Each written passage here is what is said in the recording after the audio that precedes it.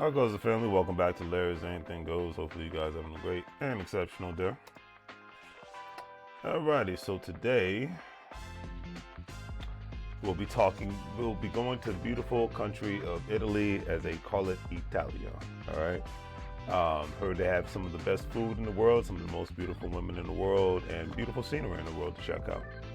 So it's that time of the week where I love to highlight black-owned businesses and achievements all over the world, family. According to the article that I read the other day, Mr. Ibrahim Songi, hopefully I'm pronouncing his name correctly, immigrated to Italy from Burkina Faso at the age of 12 years old. And he tasted pizza for the first time. His reaction to tasting pizza was basically, he says, and I quote, disgusting. But Mr. Songi stated that he'd never even heard of pizza before until he arrived in Italy. And as, like I said, as the world becomes more and more international, more and more people are, trying different cuisines out for the first time. And back when I went to Canada, it was my first time actually having authentic Nigerian food. Now in the States, there are Nigerian restaurants and whatnot, but it felt like the food was way more authentic being in the good old Toronto, Canada. And the great thing was I was the only customer in the place because it wasn't during their busy hour. It was on a Saturday, but it was during the day. You get most of the business at night. Very nice establishment. I believe it was called the African Village. So if you're ever in Toronto, Canada, check out the African Village. Alrighty, but anyways, he says Mr. Songi says he took a bite and found it gross and completely tasteless. Despite that inconspicuous start. Crazy start, Mr. Songi went on to take out a loan to open a pizza joint. And in late 2021, the 30-year-old pizzeria was named one of the top 50 pizzerias in the world. According to 50 Top Pizza, it's called Ibrahim's Dough. That's the name of the place that you see behind me, Ibrahim's Dough. And it's perfectly levied, and the recipe is imaginative and are really imaginative when you think about them. And before I go on, I remember watching a program on the BBC, and it talked about how a certain small town in Italy had a declining population, and the immigrants from Africa were basically keeping the town alive. And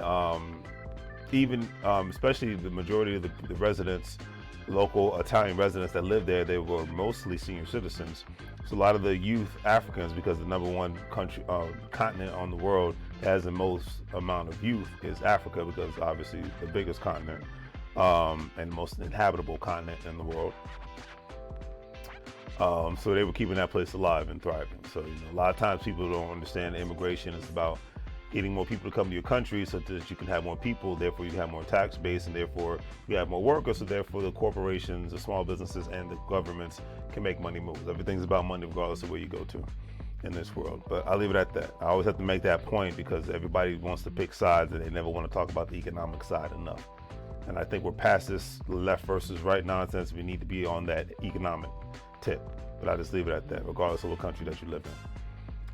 Because in certain countries and even certain areas, immigration is, like I said, it's a business. When local and state, federal governments are seeing a declining population, that translates into lack of a tax base, businesses having workers and customers, lack of workers, lack of customers. Therefore, it is bad for business in any economy, regardless, especially for the U.S., regardless who's in the White House, governor's house, and mayor's house. The article also stated that despite that inauspicious start, Mr. Songi went on to take out a loan to open a pizza joint. I already talk about that. And anyways, Ibrahim's Dough, and it's named in all caps, hybrid of his first and last name. Before he opened a small shop in downtown Trento 3 years ago, he says that locals warned him, a black man behind the counter will drive every customer away. Because in every part of the world, you're going to find discrimination and racism regardless of the situation, especially no matter where black people go. You will experience some sort of discrimination or hatred towards you. But I'm happy that Mr. Songi didn't allow that to stop him, because just because we have mountains in front of us doesn't mean that we shouldn't try to climb them. I mean, look at the people before the Civil Rights generation, African American, especially in African American, or what they known as FBA, Foundation of Black Americans. owned more real estate and businesses, had stronger families before the thought of the civil rights movement was even a thing, because we had a sense of economic community, as I like to call it. But in 2022, it's a very different scene. And with only 3 small benches for seating in regards to the restaurant, lunchtime patrons pack his establishment. It's a narrow front storefront. And he's basically customers shouting orders over the Afrobeat soundtrack. Ibrahim's success is hardly due to a lack of competition. 2 other pizza places sit on the same block, and another 7 are within minutes of a walk away.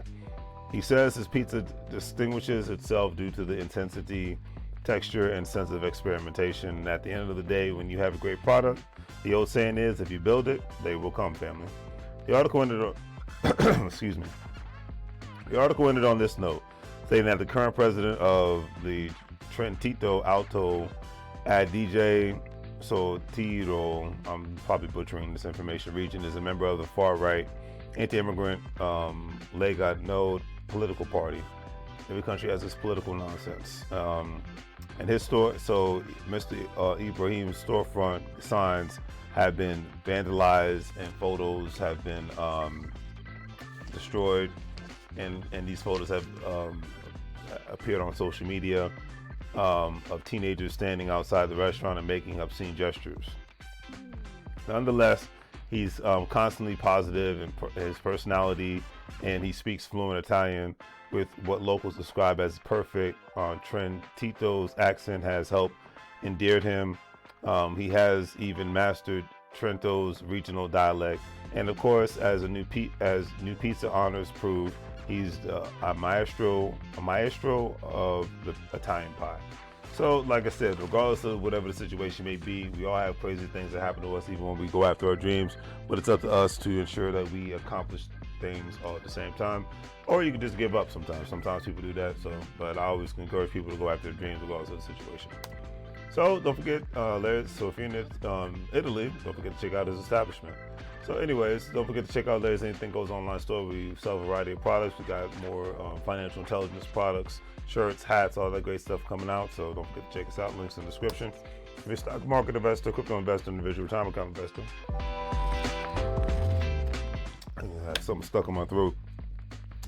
Don't forget to check out WEBULL, Stash, acornscrypto.com, Coinbase, all those platforms. You'll be able to make some money moves. And we're with the GS partners. We not only have the opportunity to buy crypto, but you have the opportunity to buy NFTs, non-fungible tokens, and for others do the same thing, make money off those referrals and purchases, and go from there. Links are in the description.